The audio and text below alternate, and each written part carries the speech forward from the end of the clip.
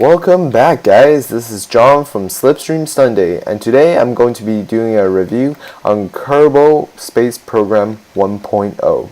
So this is going to be the official release of Kerbal Space Program, a wildly popular space game on which I have played a career mode in this channel. Go check that out if you haven't watched it yet. So they've seemingly added some new features to this game. Some including fairings and that seems to be a female astronaut, something that they've also added. So one of the more important features of this game that they they've added newly, is ores and mining.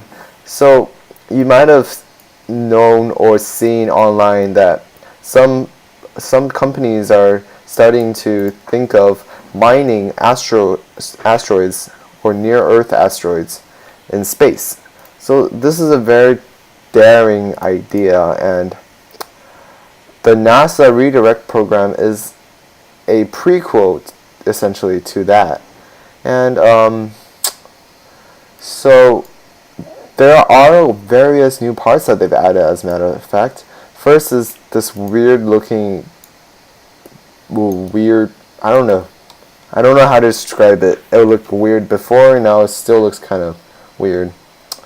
I think they just couldn't make it look better, I guess. It's kind of round, but bluish. I don't know, I don't really like the style of it.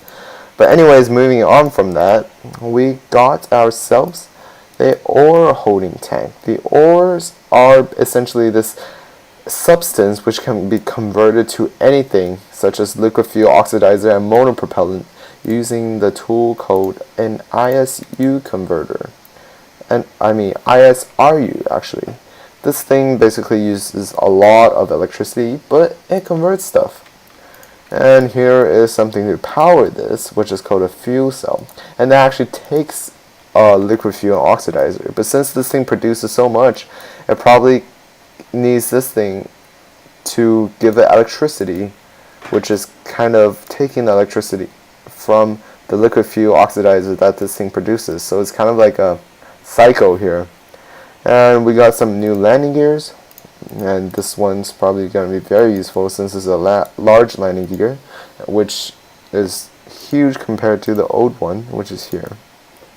So now you can make better planes, bigger planes actually. And another thing they've added is re-entry heat. So your crafts will burn up if they go too fast into the atmosphere. And here is a fairing, which is very interesting. I'll show you in a moment. So basically, this fairing, what's interesting about it is fully customizable. So look here. When I build this fairing, I can customize it to whatever I want. I can have a huge fairing or a smaller one. So basically you left click once and then it will add a new layer, so you can left click again. There. Again. And again. So there will be our fairing. And what you just saw there is how the fairing actually opens when you want to look inside.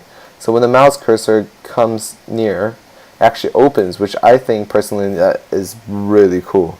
It's very useful as well, because if you want to put something in there, you can just open the shields up and then put it in and then take it out or let it close up again. So that's pretty cool. Another thing they've added to protect against re-entry heat is the shields. So these heat shields look like they've been taken directly out of Deadly Re-entry, which is a mod, but they are now vanilla. So these shields basically protect your craft against the heat, and you have to put them either on the top or the bottom. I would really want to see the inflatable one that was seen in Deadly Re-entry, but they currently don't seem to have it.